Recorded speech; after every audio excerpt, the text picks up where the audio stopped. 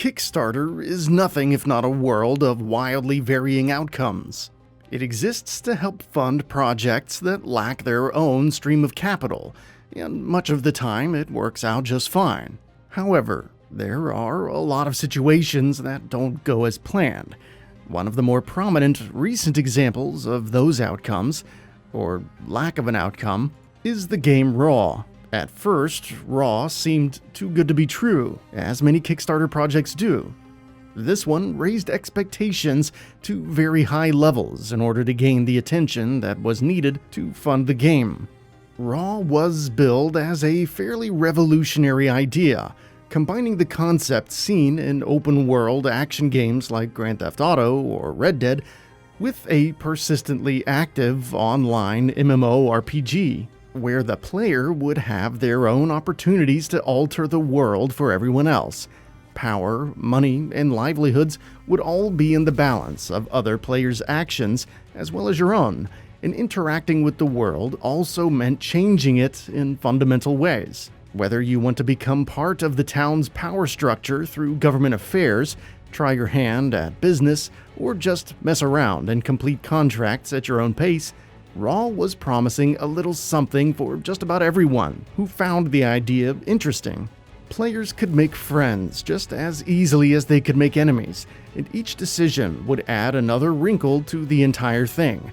The project was met with interest, as well as skepticism for its huge promises. But Killer Whale Games pressed on with the project and continued collecting funding from Kickstarter users for quite some time. The project immediately spawned lots of questions. How is a team this small and inexperienced going to pull off something this ambitious? How is this an MMO RPG if each world has less than 100 players? What is the post-launch timeline for server maintenance and updates? Is there a timeline at all? Where exactly is the money going? Will additional talent be hired on? What is the proof of concept? All of these valid questions and more were asked, and mostly met with even bigger promises as answers. Promises that rarely resulted in anything but more promises. As a result, various red flags started popping up when videos of the game's current state were released. Backers were recognizing assets being used that the team did not create on their own. The money for the project was seemingly being lit on fire, as their financial reports would later reveal. Despite this, the project would continue to gain steam, and it would surpass its sub-80 grand goal by reaching 6 figures in a relatively short amount of time when compared to other similar projects on the site. It seemed that despite the issues and despite the questions, momentum was in favor of Killer Whale, at least for a while. All that said, Kickstarter seemed to take multiple issues with Killer Whale's process for the project, and just one day before the funding would be live, they canceled it, just as it was reaching the 200 grand mark. The decision seemed rather sudden and even unexpected, as red flags for the game were being raised for quite a while before the decision. Seemingly recycled assets, questionable gameplay trailers, not meeting various benchmarks, and other decisions were leading to lots of doubts about the project leading up to the cancellation of it by Kickstarter.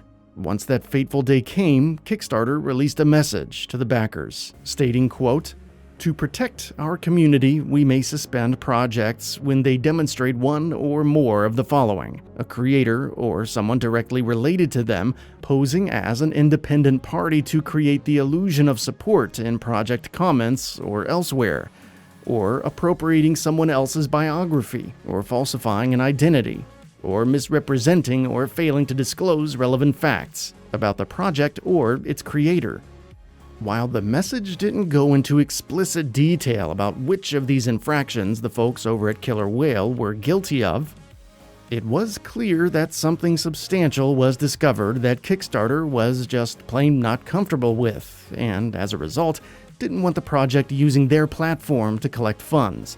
Shortly after, they clarified further, quote, "Our rules and guidelines ask that creators seek to raise the amount of money needed to bring a project to completion and fulfill all rewards." The creators stated in an update that they would need to raise additional funds outside of Kickstarter to complete the game. "We require projects to be honest and clearly presented, and this project failed to meet that standard." While this seemed like a valid reason to terminate the campaign, it was odd that it came right at the end of it and let other previous red flags go unanswered. Even still, Killer Whale was quick to respond with their own, let's say, passionate response via Twitter, in which they, after insulting Kickstarter as a platform multiple times, eventually got around to mentioning that they do indeed have other sources of funding and are starting a new campaign on the Indiegogo site to continue production.